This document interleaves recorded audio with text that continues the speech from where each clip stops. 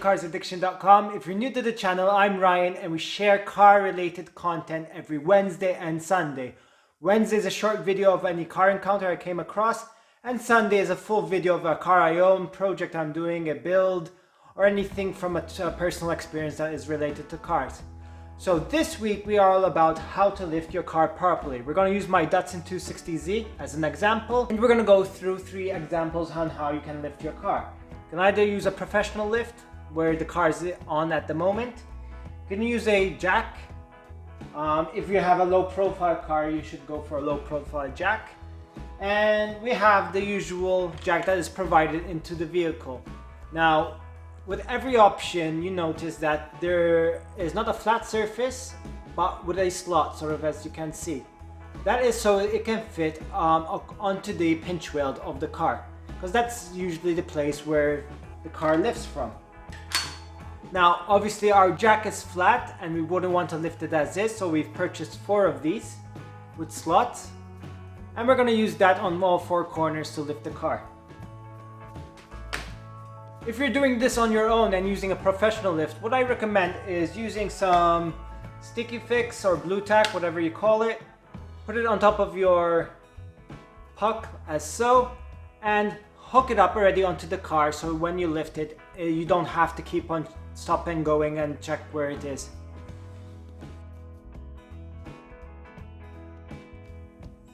So the mounting points of each car would differ, but generally speaking, they are close to the front wheel and close to the rear wheel. Now, you'd have to go underneath of the car. You could always refer to your owner's manual, but usually it's this pinch wheel over here. And it will have like a slot or an arrow or something like that. So that will go here. Each car is different. Example, this is an Abarth 595 and we have like an arrow to indicate that the jacking point is from here, which again is, if you reach underneath over here, there's a pinch weld, so you'll actually jack it up from this part here. Again, all cars are different, but generally speaking they all have the same concept. Right in front of the rear wheel, right in back of the front wheel. Just look up underneath the car and you'll find the slot where you can jack from. And in this case, as you can see, there's an opening in the side skirt. And again, jack it from the pinch weld right over here. Another thing to avoid is jacking up the car on the floor. That will collapse because it's not reinforced. And completely avoid the front rail. This part is really hollow. And if we're going to be jacking up onto this part over here, that will collapse. Now mine car is low and just scraping, but if you had jack it from here, that thing will just collapse. So avoid the floor pan and the frame rail completely. Always use the reinforced area, which is the pinch wheel, this line right over here. And obviously jack up where it's indicated, where there's this notch. Before jacking up, we'll make sure our wheels are set straight, and if we're going to be taking off the wheels, we'll make sure our handbrake is up and we are in gear. Okay, let's do this.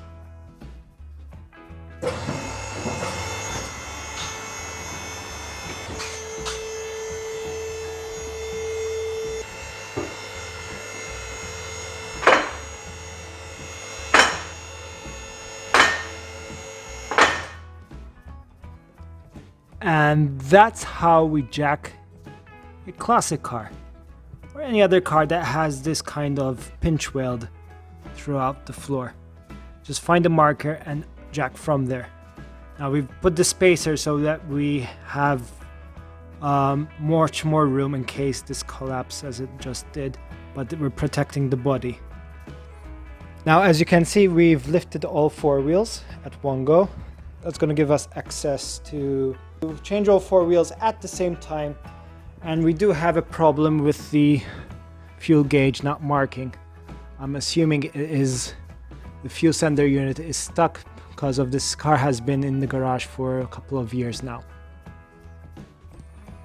Now obviously if we were using one of these kind of jacks, we wouldn't have been able to lift the car on all 4 wheels at one go. At most we could have lifted at 1 wheel at a time with that one. With this one, you could actually get away lifting 2 wheels at a time by locating the cross member of the vehicle.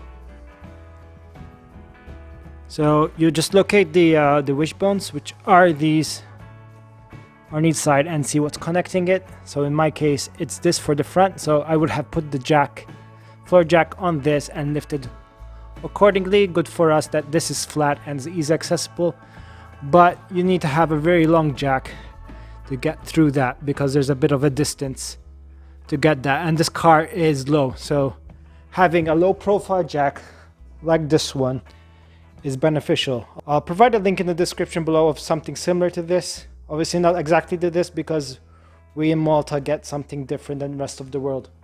If you stuck through the video to now, I guess you have some questions about the lift I use. Well, it actually was, initially when I bought it, it was a mobile lift.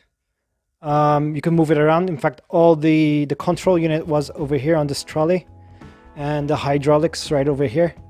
So basically what I did is remove that, wall mounted that, made a custom sort of shelving or bracket, called what you call it, from an old coffee table, and put this unit here. Passed all the hydraulic piping and air pipes and electronics underneath the tiles.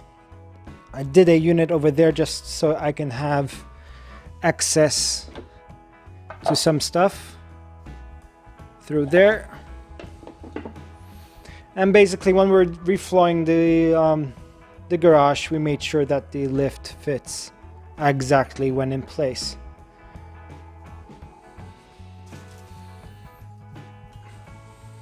Okay, the only actual gap we have is over here because this part moves. And we weren't able to sort of cover it with tiles, but we'll cover it with either some kind of wood or metal grate. So when there's no car over it, no one will fall in. But it is quite nice, easy to work with if you have the funds to do so. I do recommend if you do a lot of work on your car, because it makes things really easy to work on, especially if you want to get access to some hard areas. Now this lift actually lifts only up to 1 meter. That's the maximum the lift will go to. I purposely bought it this way with the 1 meter limit, just so I don't hit the ceiling accidentally. I do have this kind of phobia where I just keep on pressing or something malfunctions and I'll hit the ceiling. So I just purposely bought it at 1 meter. I do have a low ceiling, so even having something that extends to 2 meters wouldn't have been beneficial for me. You do still have to be careful because this is the lowest car in the fleet.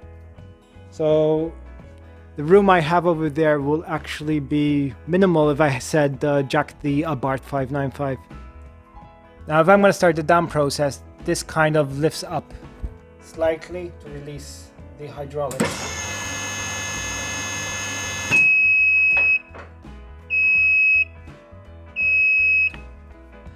So just let me show off the bottom of the car for you. So in perspective, this car only has 27,000 kilometers. It's from 1976. If you haven't seen my previous videos, basically the previous owner of this car used it for shows. He used to park it and have mirrors underneath, displaying all the chrome that's underneath the car. So every single item has been chromed. So we have the chrome wishbones, the oil pan. Everything has been chromed. Even the rear of the disc brake has been chromed. Even the suspension strut tower has been chromed. Obviously, it's been years sitting down, so there's surface rust. My fault there. But as you can see, everything's chrome. And what else is chromed? Even the drive shaft. That is chromed. So a lot of money went into this vehicle getting this the way it is.